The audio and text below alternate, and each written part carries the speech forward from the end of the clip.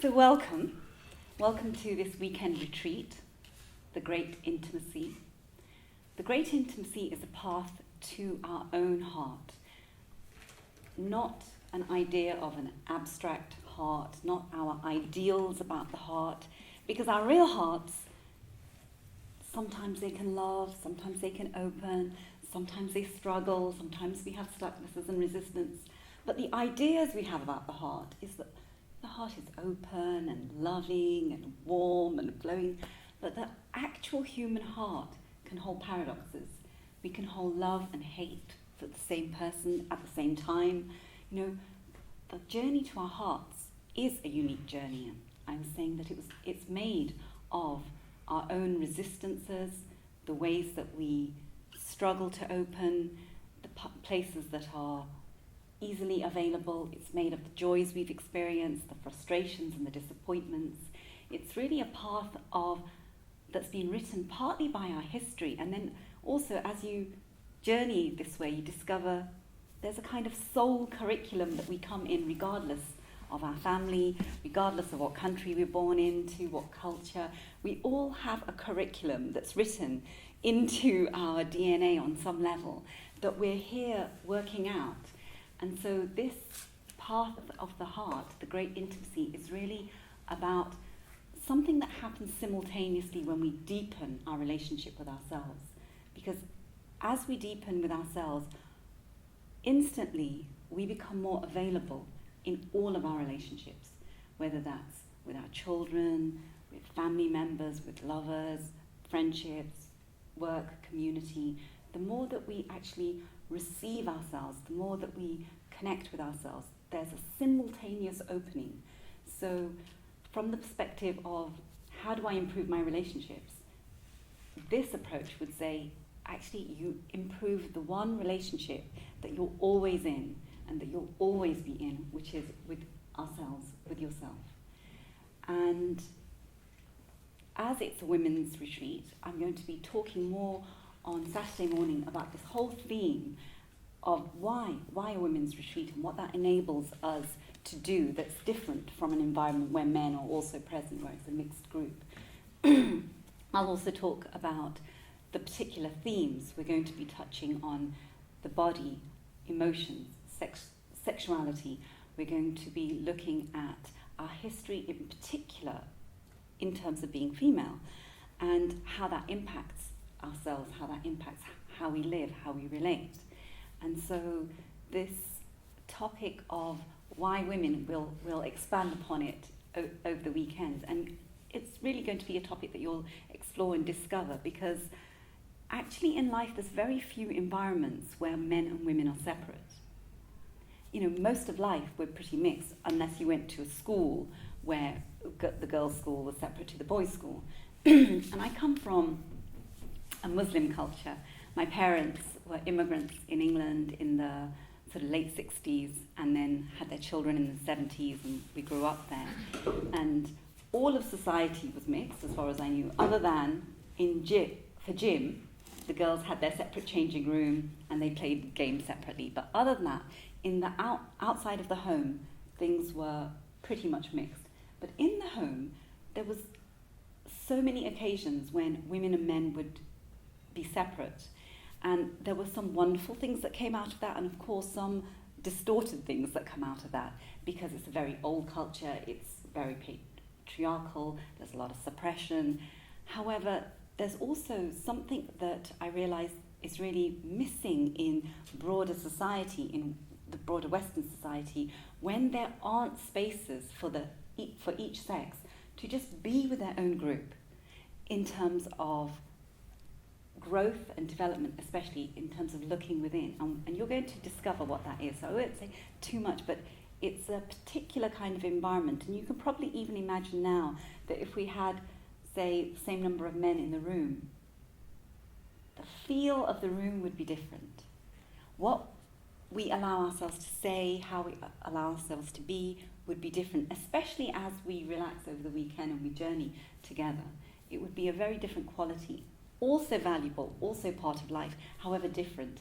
And I think something needs to be nurtured that is really specifically about women and women's consciousness, because I think that now, ever more, we're stepping into this era where women are going to be contributing and changing society. I think we're going to be the biggest agents for change from now on, going forwards. I think we've reached that place in terms of women's education in the West and also opportunities, and you can see what's happening politically, that women are in a position to bring something new. And the first, generations of women who entered broader life and power in the world, they had to do things like men in order to succeed. But actually now there's a time when women can do things like men if they choose or if it's appropriate, but they can do things like themselves or like what we think maybe what women would do, because what would women do? We don't know. For 5,000 years, 3 to 5,000 years, there hasn't been that opportunity. And so we're going to really come and meet a lot of creativity, I think, in the coming generations and in what our generation also brings to the world. And for me, to nurture those changes, all sorts of ways that we live into our bodies as women, live into ourselves as women, live into our psyche, can be continually nourished to create even more liberation that then has its ripples in outer life. So these are some of the themes that we're going to be touching into. And I'm going to give you all an opportunity to greet each other and say your names and introduce yourselves. However, you'll do it after a small exercise. So, within us, we have so many voices. And I'm sure you've come across this when you're trying to make a decision, an important decision. A decision that there's, lots to consider, and there's a lot of pluses as well as minuses. And our human consciousness, the amazing thing about it is that we have an ego.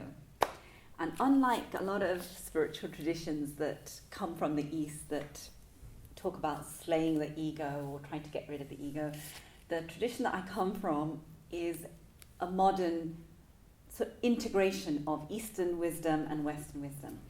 And I've studied with a man called Jason Schulman for a long time, and I'll speak more of him probably over the weekend, you'll hear lots.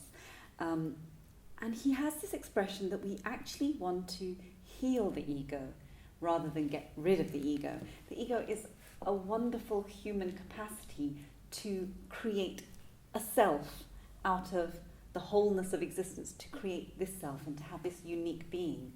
And what he really means by heal is that our ego being, our ego nature,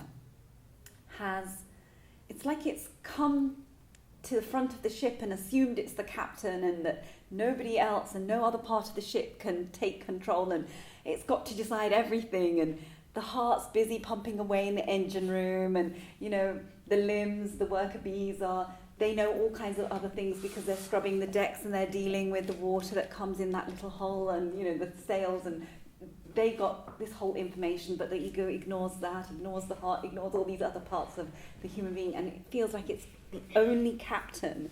And what Jason means by healing the ego is allowing the ego to come into relationship with the whole of our humanity, with all of us.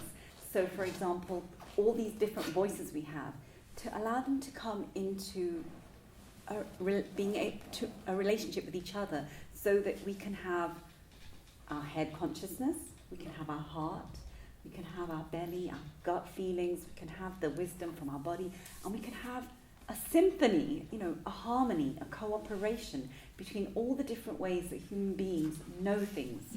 Because you know things through your head. You know a lot through your head. Your head has probably been the most educated part of your body, from childhood onwards. Most of your teaching, most of the teachers, the schooling you've received, it's probably been an education for the, frontal cortex. And then, actually, in life, you've observed your parents, your siblings, you've fallen over and cried, you've had friendships have broken, relationships ending. You have this whole world of the heart and emotions and relating, and you've learned all kinds of things through that. You've learned all kinds of things through your body, whether by doing sports or music or just living the human life, cooking, being with others, making love, all these things that we get to know. As soon as, for example, imagine yourself entering a party as soon as you enter an unknown environment, like a party or like a little retreat like we have today, your body is on alert. You know, what's going to feel okay? Where do I feel better? This feels a bit nervous, or I feel a bit embarrassed. You know, who can I stand in front of? Who can I chat to, say, if it's a party? And we actually tune into both the environmental, some information that is about the whole of the environment, the way a space feels, the mood of the people, the mood of groups of people, and what feels, I can connect with this person. Without knowing them, without having met them, there's just this inner knowing. And so what we want to do in this path that I'm calling the Great Intimacy is come back into relationship with the knowing that comes from so many different parts of our being, to let that be conscious, to let that be integrated. And we've also had ways in which that's been limited or discounted. And so there's a healing that needs to happen as well for us to listen to ourselves on many different levels, to be able to harmonize the voices of different places. And so this exercise was just an opening into this knowing that we have different places in our, even in our physical body, that could, if they could speak, if they could have a voice, if we enter them imaginatively and give them a voice, they would express a slightly different thing, a different nuance, different wisdom, experience compared to the way we ordinarily use our head intelligence. So this is about an integration of the whole being.